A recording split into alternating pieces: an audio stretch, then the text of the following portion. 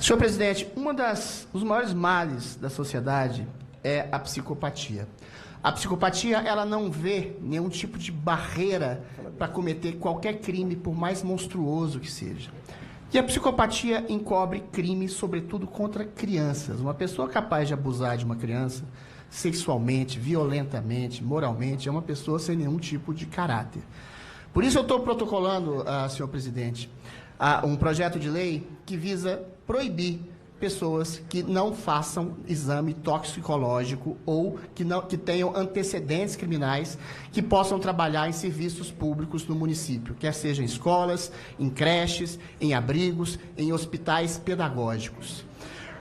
O psicopata, e eu acho que todo pedófilo é um psicopata, todo abusador e assediador de uma criança é essencialmente um monstro psicopata.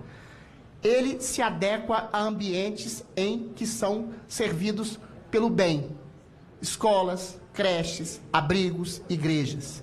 Existem dois tipos de pessoas que se aproximam de crianças. Aquelas que amam as crianças, aquelas que acolhem as crianças, aquelas que querem fazer o bem, quer sejam professores, quer sejam médicos, quer sejam pessoas que acolhem a primeira fase da vida de uma pessoa que vai se transformar numa adulta. Aquela pessoa que conspurca essa infância é um monstro que tem que ser combatido. Por isso eu estou protocolando esse PL que visa, primeiro, colocar exames toxicológicos a cada 6 meses.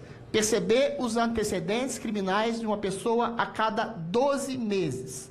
A questão que se coloca é a seguinte: o órgão competente da administração pública municipal deverá exigir a certidão de antecedentes criminais para fins de ingresso ao servidor e, posteriormente, exigido a cada 12 meses. Exames toxicológicos deverão ser realizados de forma periódica, com intervalo de 6 meses entre os testes, e terão caráter obrigatório. Tudo isso vai ficar em sigilo.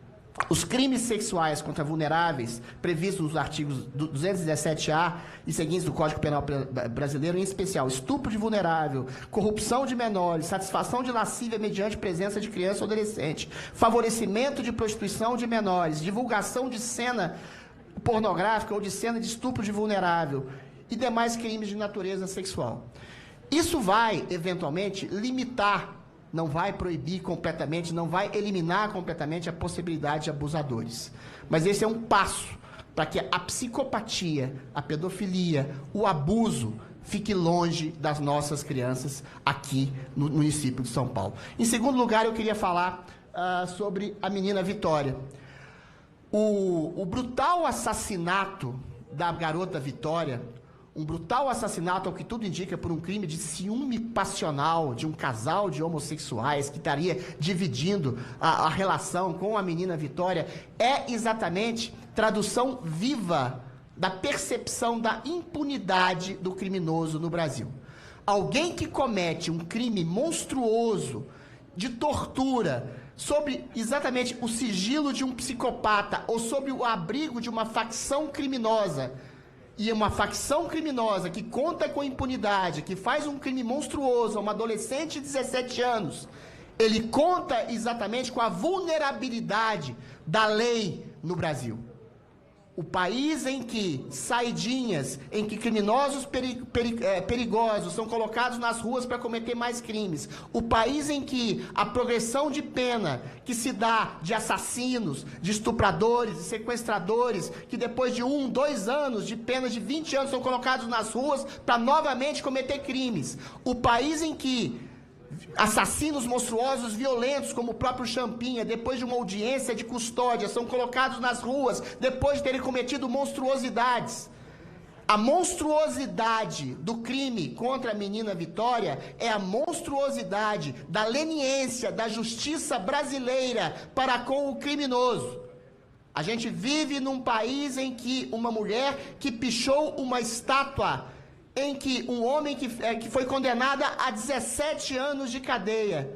A gente vive num país em que o crime de opinião ou de invasão de propriedade é tido como golpe de Estado.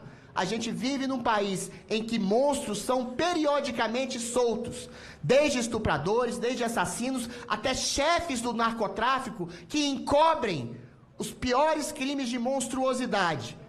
Então, o crime monstruoso contra a Vitória é o crime que traduz a possibilidade de liberdade de um criminoso que conta com a complacência, com a leniência e, em grande medida, com a omissão da justiça brasileira, senhor presidente.